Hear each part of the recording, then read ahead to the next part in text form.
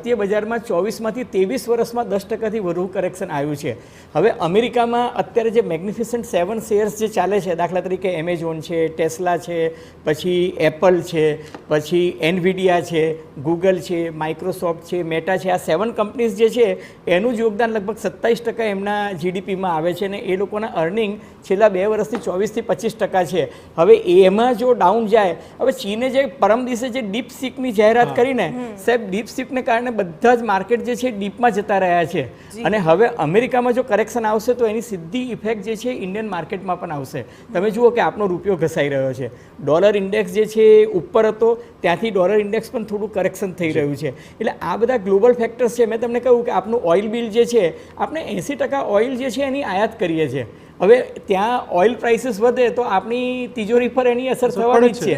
Russia પાસેથી આપણે rouble રૂપી રેશિયોમાં આપણે બાર્ટર કરતા હતા, તો એનાથી આપણી કંપનીઓને વિન્ડફોલ ટેક્સ થતો હતો કે રિલાયન્સ ને ઇન્ડિયન ઓઇલ કંપનીને ઓએનજીસી પર ભારત સરકારે વિન્ડફોલ ટેક્સ નાખ્યો હતો, અને એમાંથી 40% જેટલી આવક વધી હતી. પણ હવે આ ગ્લોબલ ફેક્ટર્સ જે છે ડિસ્રપ્ટિવ સવાલ એ વાતનો પણ છે કે 2047નું જે વિકસિત ભારતનું સપનું છે એને પ્રેરકભાઈ આજનું બજેટ કેટલું સપોર્ટ કરશે? કેમ કે તમે જુઓ જીડીપી ગ્રોથ રેટ 8%ની આસપાસ હોય તો 47 સુધી આપણે અત્યારનો ગ્રોથ રેટ તો ખાલી 6% છે. હા, 2%નું ઘટ છે.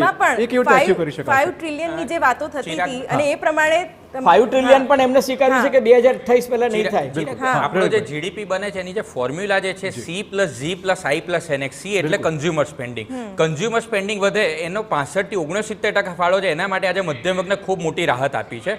બીજો જે આવે છે G એટલે ફેડરલ ગવર્મેન્ટ સ્પેન્ડિંગ. જે અજયભાઈએ વાત કરી કે ઇન્ફ્રાસ્ટ્રક્ચર બાબતે, ઇન્ફ્રાસ્ટ્રક્ચરમાં જ્યારે સરકાર પૈસા નાખે છે તો એની મલ્ટીપ્લાયર ઇફેક્ટ આવે છે. એટલે ₹1 સરકાર નાખે તો પહેલા જ વર્ષે એને 2.1 રૂપિયા જેટલી અને બીજા વર્ષે ₹4.25 જેટલી ઇફેક્ટ આવે છે.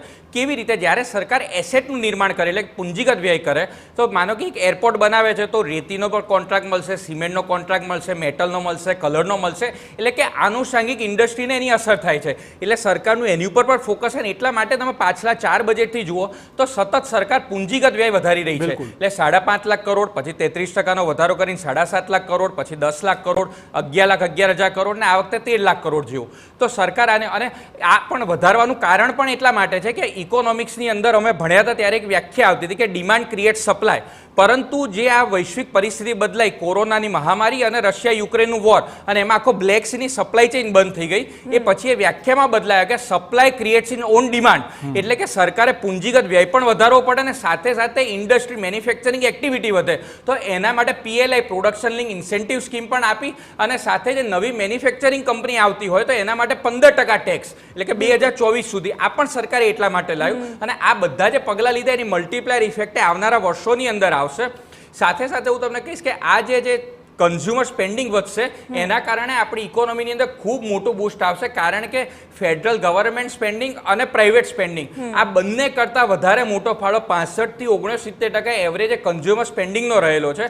અને જ્યારે એમના જેમ અજયભાઈએ પોતે કીધું કે મારી 1.5 મહિનાની જે આવક જે થાય એટલો તો મારો ટેક્સની અંદર બચત થશે. આ અજયભાઈની સ્ટોરી નથી, આ આખા દેશની અંદર અત્યારે ચર્ચા દરેકને થતો. તમે જે આનુષંગિક ક્ષેત્રોની વાત કરો છો, જે ઉદ્યોગોની વાત કરો છો, તેમને જીએસટી મારી નાખે છે, જેને એ લોકો ગબ્બરસિંહ ટેક્સ કહે છે. એટલે ક્યાંક બધી જ રીતે એક સંતુલિત વિચારધારા આવે અને એ જ પ્રમાણે જો ટેક્સનું ઇમ્પ્લિકેશન થાય તો એના માટે પણ ઘણી રજૂઆતો છે જ. આ વિશે આગળ પણ ચર્ચા યથાવત રહેશે, પણ હાલ રોકાઈએ એક બ્રેક માટે.